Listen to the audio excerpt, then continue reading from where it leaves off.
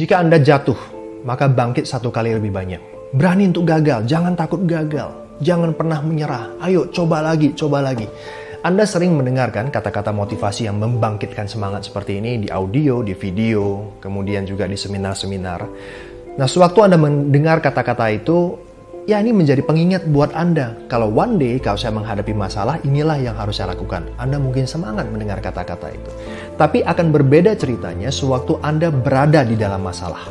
Apakah Anda masih ingat pengingat itu?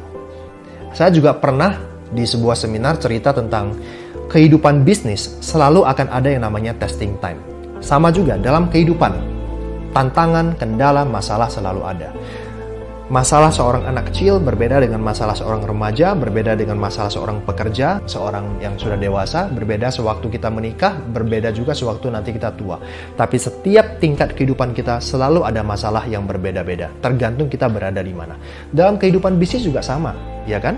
Di tahun pertama di industri network marketing, apa tantangan atau masalah yang akan Anda hadapi? Ya simple, merekrut orang susah. Anda sudah merasa melakukan banyak, sudah ratusan orang yang Anda jumpai, tapi Anda nggak bisa merekrut satupun. Anda bisa merekrut orang, nggak jadi masalah, tetapi kok tidak ada yang aktif?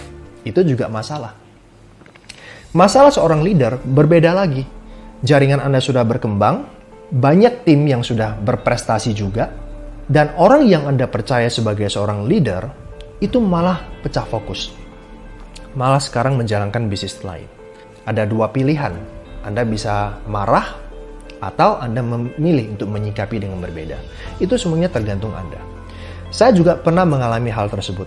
Namanya manusia, ya. Sewaktu menghadapi masalah, kita pasti stres, kita pasti bereaksi secara negatif, itu hal yang wajar. Saya konsultasi dengan upline saya. Bagaimana dengan Anda sewaktu hadapi masalah? Saran saya adalah konsultasi dengan coach Anda. Anda pilih coach yang benar, coach yang dimana kalau Anda cerita, mereka selalu bisa mengarahkan Anda ke hal yang positif, melihat sisi terangnya, kemudian membimbing Anda untuk mengambil keputusan yang bijak, yang benar. Saya membaca sebuah buku, Jack Canfield, The Success Principle. Ada satu bab yang benar-benar saya terapkan sampai saat ini, sewaktu menghadapi masalah. Ada rumusnya, dan ini sudah sering saya bagikan juga ke teman-teman. I tambah R sama dengan O. Event, peristiwa, masalah, kejadian-kejadian yang terjadi dalam hidup kita. Ditambah dengan respon, sikap kita terhadap event tersebut. Sama dengan outcome, hasilnya. Nah, dari ketiga hal tersebut, event, respon, dan outcome, satu-satunya yang bisa kita kontrol adalah respon, sikap kita. Dan inilah respon kita yang akan menentukan nanti hasilnya seperti apa. Jangan pernah mencoba untuk mengontrol event, peristiwa, masalah, jangan dikontrol karena ini adalah faktor eksternal. Anda nggak bisa kendalikan ini, teman-teman sekalian. Kalau Anda berupaya untuk mengontrol peristiwa, masalah yang terjadi, Anda akan stres karena Anda nggak bisa mengendalikan hal itu.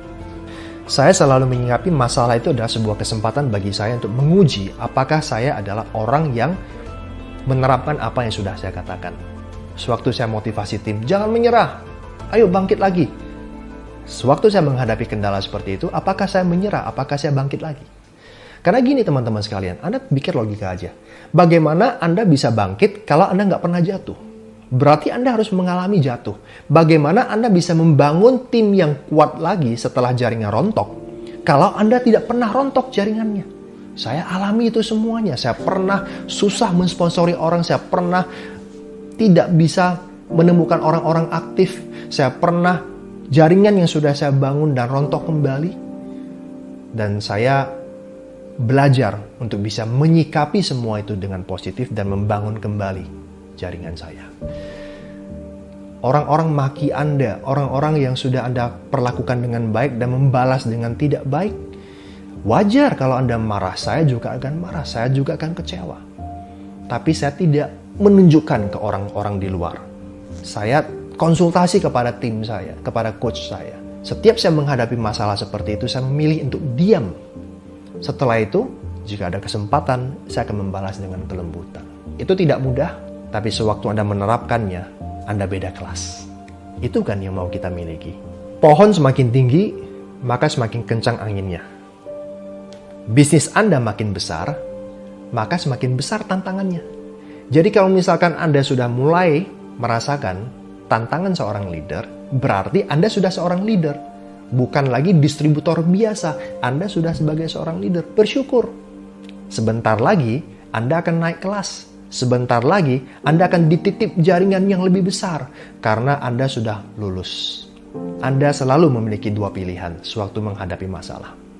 Respon Anda seperti apa? Respon dengan positif, respon dengan negatif. Dan itu akan mempengaruhi hasil akhir yang akan terjadi. Dan saya percaya Anda bisa merespon dengan positif, merespon dengan baik. Palu bisa menghancurkan kaca. Palu yang sama juga bisa menguatkan baja. Pertanyaan untuk Anda kaca atau Anda baja? Saya percaya Anda itu baja. Bagaimana dengan Anda? Have a nice day. Bye.